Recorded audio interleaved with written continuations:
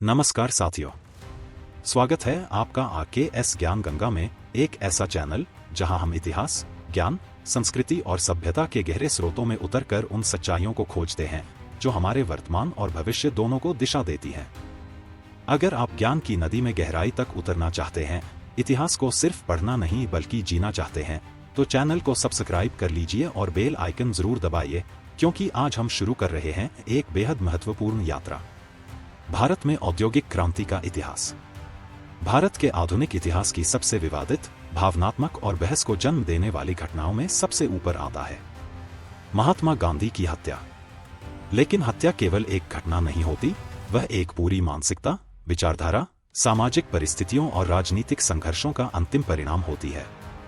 नथुराम गोडसे इस घटना का मुख्य पात्र था, लेकिन वह एक साधारण खलनायक नहीं था। वह एक जटिल, बुद्धिमान, राष्ट्रवादी, कठोर विचारधाराओं से प्रभावित, भावनात्मक रूप से संवेदनशील और राजनीतिक रूप से उबलते हुए भारत का प्रतिनिधि भी था।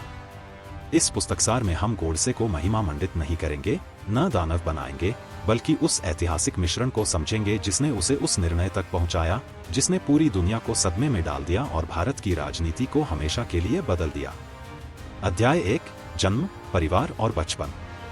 नथुराम विनायक गोडसे का जन्म 19 मई 1910 को पुणे के पास बारामती तालुके में एक ब्राह्मण परिवार में हुआ। उनके परिवार में लगातार कई बेटे मर चुके थे, इसलिए मान्यता के कारण नथुराम को लड़की की तरह पाला गया, यहाँ तक कि उसकी नाक में नथ डाली गई, जिससे उसका नाम पड़ा नथुराम। बचपन से ही वह शांत था, परंतु गहरा विचार करने वाला। पढ़ाई में तेज, सोच में परिपक्व, तर्क वितर्क में सक्षम और प्रश्न पूछने वाला बच्चा। घर की परंपराएं, धार्मिक माहौल और सामाजिक रूढ़ियां उसके व्यक्तित्व को प्रभावित करती रहीं। वह ब्राह्मण परिवार की सांस्कृतिक परंपराओं और कठोर अनुशासन में बड़ा हुआ। धीरे धीरे उसकी मानसिकता में एक दृढ़ता विकसित हुई, जो सही है वह बिना डर के कहना चाहिए। यही विचार बाद में उसकी ताकत भी बना और कमजोरी भी। अध्याय 2, युवावस्था और राष्ट्रवाद का उदय। 1920 और 1930 के दशक भारत के इतिहास के सबसे उथल पुथल वाले दशक थे।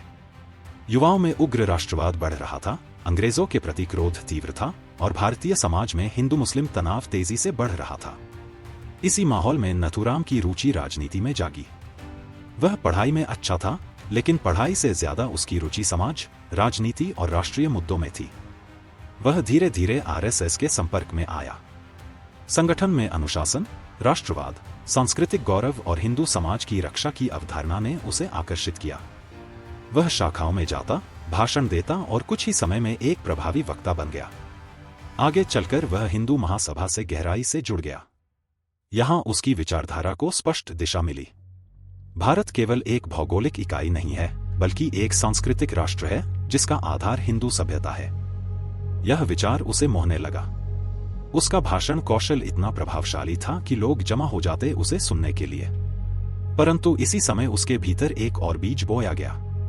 मुस्लिम लीग की राजनीति हिंदू समाज को तोड़ रही है। यह विचार उस समय काफी व्यापक था, पर गोडसे इसे और गहराई से महसूस करता था। अध्याय 3, गांधी के प्रति पहली असहमति। नथुराम गोडसे शुरू में गांधी का सम्मान करता था। गांधी स्वतंत्रता आंदोलन के सबसे बड़े नेता थे। लेकिन धीरे धीरे घटनाओं के प्रभाव से गोडसे के भीतर गांधी के प्रति असहमति जन्म लेने लगी। गोडसे की असहमति के प्रमुख कारण: खिलाफत आंदोलन में गांधी की भूमिका। गोडसे मानता था कि गांधी ने मुस्लिम नेताओं को खुश करने के लिए अफगानिस्तान के खिलाफ ब्रिटिश लड़ाई में भारतीय मुसलमानों को समर्थन दिलाया। हिंदू मुस्लिम दंगों पर गांधी की प्रतिक्रिया। गोडसे को लगता था कि गांधी हमेशा हिंदुओं को संयम की सलाह देते थे, जबकि मुस्लिम दंगाइयों पर सख्त रुख नहीं अपनाते। अहिंसा की नीति। गोडसे का मानना था कि अहिंसा सिद्धांत भारत में व्यावहारिक नहीं है। उसके अनुसार हिंसा के सामने केवल नैतिकता से काम नहीं चलता। देश के बंटवारे का समर्थन। गोडसे को लगता था कि गांधी का दबाव कांग्रेस को मजबूर कर रहा है कि वह जिन्ना की मांग माने। पाकिस्तान को 55 करोड़ देने की घटना 1947 से 48 में यह गोडसे के गुस्से का अंतिम विस्फोटक कारण बना। गोडसे को धीरे धीरे लगने लगा कि गांधी हिंदू हितों के विरोधी हैं। यही वह मानसिक मोड़ था जिसने उसके भीतर एक कठोर विचारधारा को जन्म दिया, और यह विचार विकसित होकर चरम परिणति तक पहुंचा। अध्याय 4, वैचारिक संघर्ष और उग्रता का उभार। 1940 के दशक में पूरे भारत में सांप्रदायिक तनाव अत्यधिक बढ़ चुका था। देश विभाजन की ओर बढ़ रहा था। कश्मीर, बंगाल, पंजाब, दिल्ली, सब जगह हिंसा की आग। लाखों लोगों के कत्लेआम ने गोडसे के मन को झकझोर दिया। वह अपने भाषणों में कहता था, जब हिंदू मर रहे हैं, उनकी बहन बेटियां चीख रही हैं, तब गांधी मुसलमानों के लिए उपवास रखते हैं। वास्तविकता इससे अधिक जटिल थी, लेकिन गोडसे केवल परिणाम देख रहा था और उसका मन उग्र हो रहा था। उसने अखबार निकाला, लेख लिखे और गांधी की नीतियों की तीखी आलोचना की। उसके लेख बहुत लोकप्रिय हुए और कुछ क्षेत्रों में उसे विचारक की तरह देखा जाने लगा।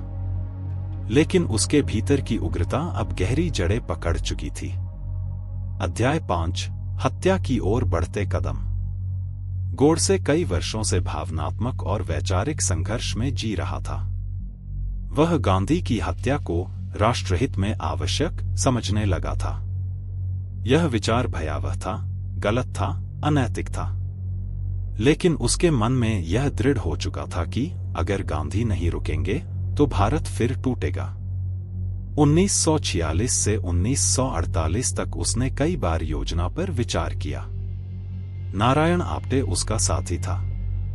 दोनों ने हथियार जुटाए, स्थिति का अध्ययन किया और अंततः 30 जनवरी 1948 को योजना पूरी की।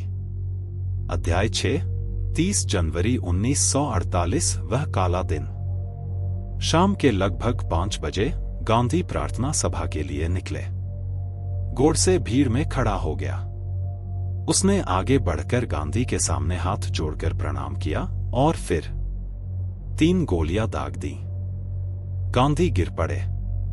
हे राम की ध्वनि गूंजी और भारत ने अपने राष्ट्रपिता को खो दिया। यह घटना पूरी दुनिया को हिला गई। हिंदुस्तान स्तब्ध था। गोडसे शांत खड़ा रहा, भागा नहीं। अध्याय 7, मुकदमा और गोडसे का ऐतिहासिक बयान। जब मुकदमा शुरू हुआ, गोडसे ने अपना विस्तृत बयान दिया। उसने गांधी की हत्या को राजनीतिक और नैतिक आवश्यक बताया। उसने कहा, मैंने गांधी को इसलिए मारा क्योंकि देश की रक्षा करनी थी। यह तर्क इतिहास और नैतिकता दोनों के सामने टिकता नहीं है। गोडसे स्पष्ट रूप से गलत था, लेकिन उसकी सोच इस बात का प्रमाण थी कि कट्टर विचारधारा कैसे एक व्यक्ति को मानवता से दूर ले जाती है। अदालत ने उसे मृत्युदंड दिया। 15 नवंबर 1949 को नथुराम गोडसे और आप्टे को फांसी दी गई। अध्याय 8, गोडसे अच्छा क्या था, बुरा क्या था। गोडसे के भीतर की अच्छाइयां। राष्ट्र के प्रति निष्ठा, भारतीय संस्कृति के प्रति गहरा गर्व, अद्भुत साहस, ईमानदारी और स्पष्टवादिता, व्यक्तिगत जीवन में शुद्ध चरित्र और सादगी, वक्तृत्व कला और तेज दिमाग, अन्याय के खिलाफ बोलने की क्षमता, गोडसे की गंभीर गलतियां और बुराइयां, धार्मिक दृष्टिकोण से राजनीति को देखना, जटिल समस्याओं के सरल समाधान ढूंढना, असहमति को हिंसा से हल करने की प्रवृत्ति, अहिंसा को कमजोरी समझना, गांधी की विशालता को समझने में असफल होना, गांधी पर अपनी धारणाओं को तथ्य मान लेना, वैचारिक कट्टरता की हदें पार करना, हत्या को राष्ट्रीय सेवा मान लेना जो गलत था। गोडसे की सबसे बड़ी समस्या यही थी कि वह बुद्धिमान था लेकिन संतुलित नहीं। अध्याय 9, इतिहास की नजर में गोडसे। समाज उसे 3 नजर से देखता है। 1, खलनायक। गांधी की हत्या उसे लोकतंत्र विरोधी, चरमपंथी और हिंसक विचारधारा का प्रतीक बनाती है। 2, नायक, एक सीमित मानसिकता में। कुछ लोग उसे मुस्लिम लीग और गांधी की नीतियों के विरोध का प्रतीक मानते हैं। हालांकि मुख्य धारा में यह दृष्टिकोण स्वीकार्य नहीं। 3, जटिल व्यक्तित्व। इतिहासकार उसे एक अतिवादी परिस्थितियों में जन्मा मनुष्य मानते हैं, जो सही और गलत के धुंधलेपन में खो गया। अध्याय 10, गांधी और गोडसे, दो विचारधाराओं की टक्कर। गांधी अहिंसा, करुणा, क्षमा, मानवता। गोडसे क्रोध, कठोरता, प्रतिशोध, उग्र राष्ट्रवाद। दोनों अपने अपने स्तर पर भारत के प्रतिनिधि थे। एक ने दुनिया को अहिंसा सिखाई, दूसरे ने हिंसा को समाधान माना। एक ने उपवास से लड़ाई लड़ी, दूसरे ने बंदूक से। गांधी पूरी मानवता के नेता बने, गोडसे इतिहास की गलती बन गया। लेकिन दोनों को समझना भारत को समझने के लिए जरूरी है। अध्याय 11, भविष्य के लिए सबक। कट्टरता किसी भी विचार को जहरीला बना सकती है। असहमति का समाधान हत्या नहीं, संवाद है। भावनाओं से अधिक तर्क की आवश्यकता है। नेता पर नहीं, सिद्धांत पर विश्वास करना चाहिए। इतिहास को संतुलन से पढ़ना चाहिए, न आंख बंद कर पूछना, न अंधी नफरत। कठिन समय में भी नैतिकता को छोड़ना खतरनाक है। गोडसे की गलती, भावनात्मक राष्ट्रवाद, विवेक। गांधी की सीख, मनुष्य किसी विचार से बड़ा है। निष्कर्ष, नथुराम गोडसे एक जटिल इंसान था। उसके भीतर प्रतिभा भी थी और जिद भी, साहस भी था और कट्टरता भी। वह पूरी तरह दुष्ट नहीं था, लेकिन उसका निर्णय विनाशकारी था। उसने गांधी को नहीं मारा, उसने भारत के भविष्य को घायल किया।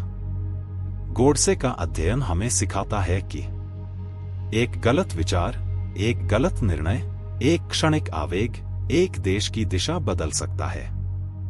इतिहास उसे उसी रूप में देखता है, एक चेतावनी के रूप में। सच्चा इतिहास वही है जो बिना डर, बिना पक्षपात और बिना शोर के बताया जाए। यह है RKS ज्ञान गंगा, जहां तथ्य बोलते हैं और इतिहास जीवित होता है।